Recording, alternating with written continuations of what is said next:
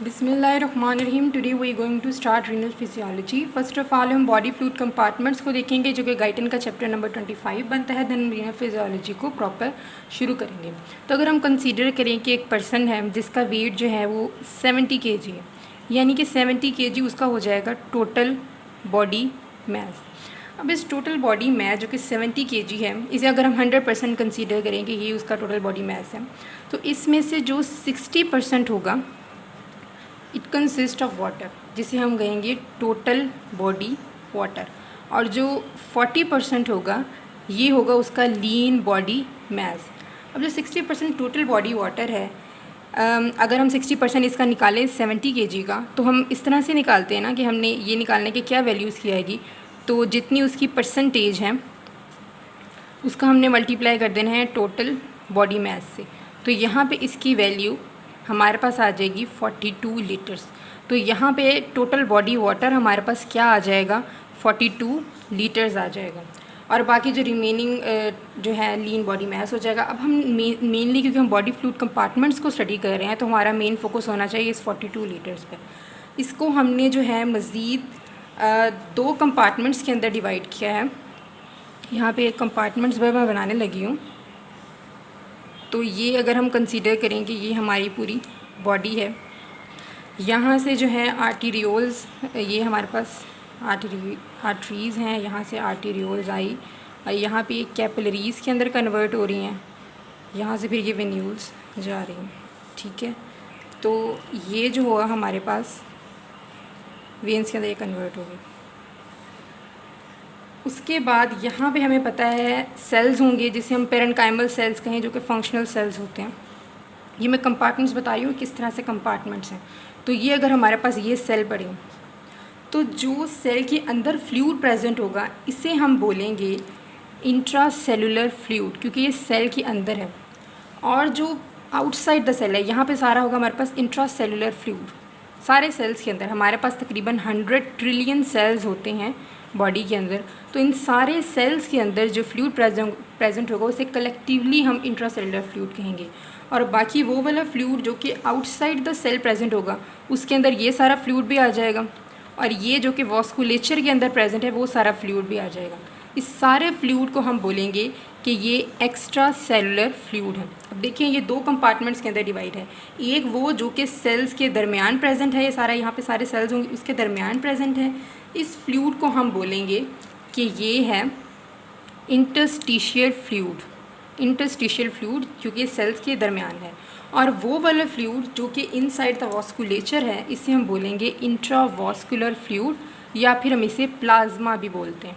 ठीक है, अब अगर हम कलेक्टिवली इंट्रासेलुलर फ्लूइड को, अगर मैं स्ट्रेट डायग्राम यहाँ पे ड्रॉ कर दूँ, तो यहाँ पे ये मैं बना रही हूँ, ये मैंने बना दिया ये वाला कंपार्टमेंट जिसे हम बोल रहे हैं इंट्रासेलुलर फ्लूइड। ये सेल के अंदर है, तो ये हो गया इंट्रासेलुलर फ्लूइड। और यहाँ पे हमारे पास आ गया एक्स्ट्रा सेलुलर फ्लूइड। ठीक है, एक्स्ट्रा सेलुलर फ्लूइड को मज़ीद हमने 2 पार्ट्स के अंदर डिवाइड किया हुआ है। वो वाला जो कि ब्लड वेसल्स के अंदर है, इसे हमने बोल दिया कि ये इंट्रावास्कुलर फ्लूइड है, और वो वाला जो कि आउटसाइड द सेल है, इसे हमने बोल दिया कि ये है इंटरस्टिशियल फ्लूइड। ठीक है, अब हमें ये तो पता है कि जो टोटल बॉडी वाटर है हमारे पास, टोटल बॉडी वाटर वो हमारे पास है 42 लीटर्स। ठीक है, जो कि 60% है टोटल बॉडी का। यहाँ पे इसको हमने 2 क्लासेस के अंदर डिवाइड किया, एक इंट्रासेलुलर फ्लूइड और दूसरा एक्स्ट्रा सेलुलर फ्लूइड। तो इंट्रासेलुलर फ्लूइड जो है, ये जो हमने यहाँ पे इस टोटल बॉडी वाटर 60% था टोटल बॉडी का, उसमें से 40% हिस्सा जो है वो इंट्रासेलुलर फ्लूइड का आ जाता है, और बाकी जो 20% बचता है वो हमारे पास आ जाता है एक्स्ट्रा सेलुलर फ्लूइड के पास। ठीक है, अब अगर हम इसको, अगर ये 60% था 42 लीटर्स, तो अगर हम 42 लीटर्स को 3 हिस्सों में डिवाइड करें, तो यहाँ पे हमारे पास 14 के 3 हिस्से बन जाएंगे। ठीक है, 14, 14 और 14। इसमें से 2 हिस्से यानी कि 40% जो है हमारे पास इंटरस्टिशियल फ्लूइड के अंदर आएगा, ये बन जाएगा हमारे पास 28 लीटर्स। और बाकी जो 14 लीटर्स है वो हमारे पास आ जाएगा एक्स्ट्रा सेलुलर फ्लूइड के पास। तो 14 लीटर एक्स्ट्रा सेलुलर फ्लूइड के अंदर हमें नज़र आता है, और जो 28 लीटर्स है वो इंट्रासेलुलर फ्लूइड के अंदर आएगा। अब एक्स्ट्रा सेलुलर फ्लूइड को 2 कंपार्टमेंट्स के अंदर मज़ीद डिवाइड किया है। अगर हम इस 14 लीटर्स के 4 हिस्से अगर हम करें तो हमारे पास उस 4 हिस्से में से 3/4 जो होगा वो हमें इंटरस्टिशियल फ्लूइड के अंदर नज़र आएगा और 1/4 जो होगा वो हमें इंट्रावास्कुलर फ्लूइड के अंदर नज़र आएगा। तो इसके 3 हिस्से हमारे पास कितने बनेंगे, यहाँ पे ये बन जाएगा 11 लीटर्स, यानी कि इंटरस्टिशियल फ्लूइड के अंदर 11 लीटर्स ऑफ फ्लूइड होगा और दूसरा जो इंट्रावास्कुलर फ्लूइड की प्लाज्मा है वो तकरीबन इसका बनेगा 3 लीटर्स। तो 3 लीटर और 11 लीटर मिलके 14 लीटर एक्स्ट्रा सेलुलर फ्लूइड को कंप्लीट कर देंगे। इसके अलावा एक्स्ट्रा सेलुलर फ्लूइड के अंदर इसकी एक और क्लास भी है जिसे हम कहते हैं ट्रांस सेलुलर फ्लूइड, ठीक है, उसे हम बोलते हैं ट्रांस सेलुलर फ्लूइड। ये फ्लूइड कहाँ पे प्रेजेंट होता है, एक्चुअली ये एक्स्ट्रा सेलुलर फ्लूइड की ही एक कैटेगरी है। वैसे हमने नॉर्मली उसे डिवाइड किया है कि इंट्रावास्कुलर फ्लूइड और साथ में इंटरस्टिशियल फ्लूइड, तो साथ में ट्रांससेलुलर फ्लूइड भी इसकी कैटेगरी है। ये तकरीबन 1 to 2 लीटर्स इसके अंदर फ्लूइड प्रेजेंट होता है। ये जो होता है पेरिकार्डियल कैविटी के अंदर जो फ्लूइड होता है वहाँ पे, पेरिटोनियल कैविटी के अंदर, इसके अलावा CSF इंट्राऑकुलर स्पेस के अंदर, ठीक है, हमारी आई बॉल जो है उसके अंदर जो फ्लूइड होता है, और साइनोवियल फ्लूइड के अंदर जो जॉइंट्स के अंदर होता है। तो इनके अंदर जो फ्लूइड होता है इसे हम बोलते हैं ट्रांससेलुलर फ्लूइड। अब हम यहाँ पे डिस्कशन के अंदर इसको क्यों नहीं इंक्लूड करेंगे, क्योंकि वो वाला फ्लूइड जो है उसे हमने मेंटेन करना है, उसके अंदर वेरिएशंस आ जाती हैं। हमने फ्लूइड्स का ज़्यादा इंटेक कर लिया, सोल्यूट का ज़्यादा इंटेक कर लिया, तो उसके अंदर वेरिएशन आ जाती है। लेकिन ट्रांससेलुलर फ्लूइड के अंदर वेरिएशंस नहीं आती, इसके अंदर कंपोजिशन जो है वो सेम रहती है। तो कॉज क्या है कि हम इसे उसके अंदर नहीं इंक्लूड कर रहे, 2 इसके कॉज हैं।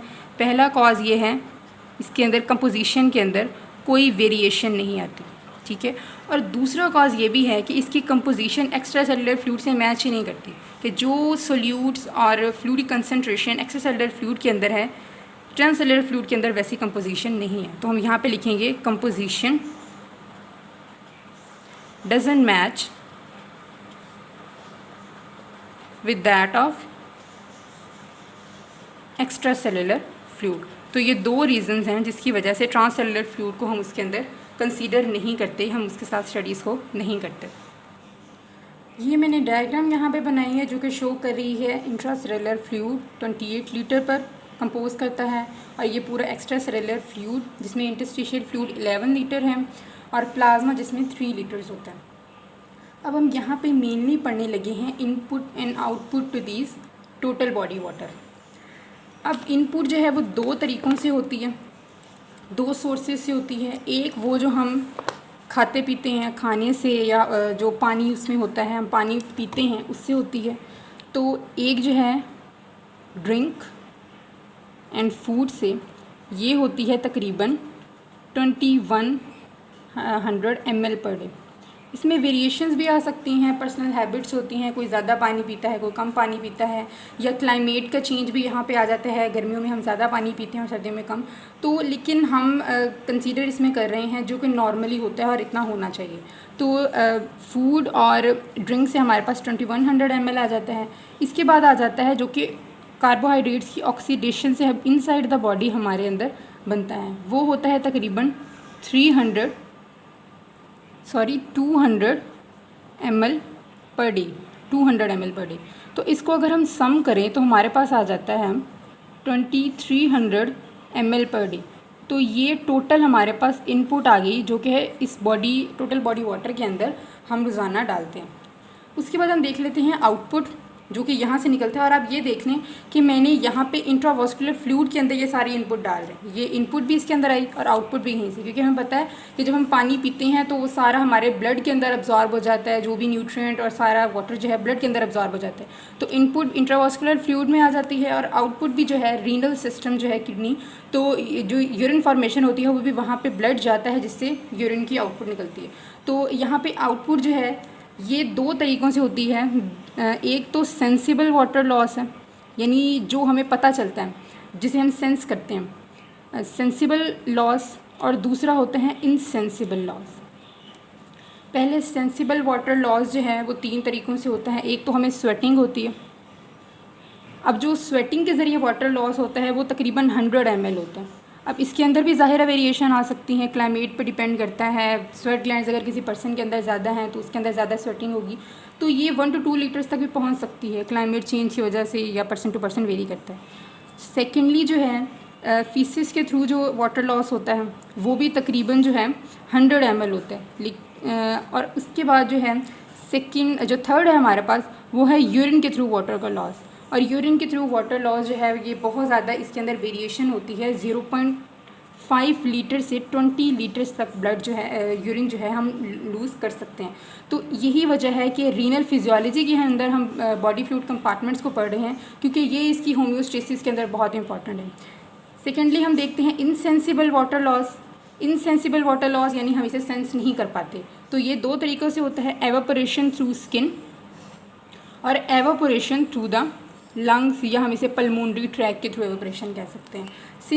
ये टोटल जो है तकरीबन 700 ml होता है इनसेंसिबल वाटर लॉस।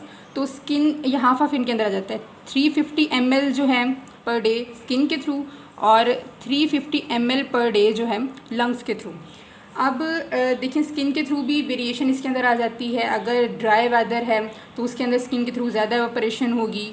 और ये जो है ना स्किन के थ्रू एवापोरेशन ये स्वेटिंग से बहुत डिफरेंट है, क्योंकि अगर एक पर्सन जिसके अंदर बाय बर्थ जो है स्वेट ग्लैंड एब्सेंट है, लेकिन उसके अंदर भी स्किन के थ्रू एवापोरेशन के ज़रिए वाटर लॉस लाजमी होगा।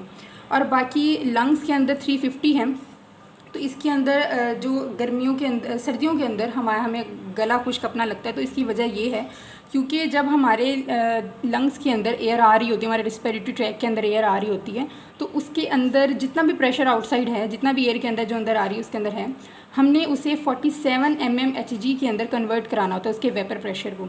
तो अगर सर्दियों में क्योंकि एयर जो होती है वो बहुत ड्राई होती है, तकरीबन 0 mmHg उसके अंदर प्रेशर होता है, तो जब वो लंग्स के अंदर आती है उसे 47 mmHg हमने करना है। तो ज़्यादा वाटर हमें लूज़ करना पड़ेगा थ्रू द लंग्स। तो इसकी वजह से क्योंकि सारा वाटर जो है एयर के अंदर चला जाता है, तो हमें ड्राई फील हो रही होती है सर्दियों के मौसम के अंदर।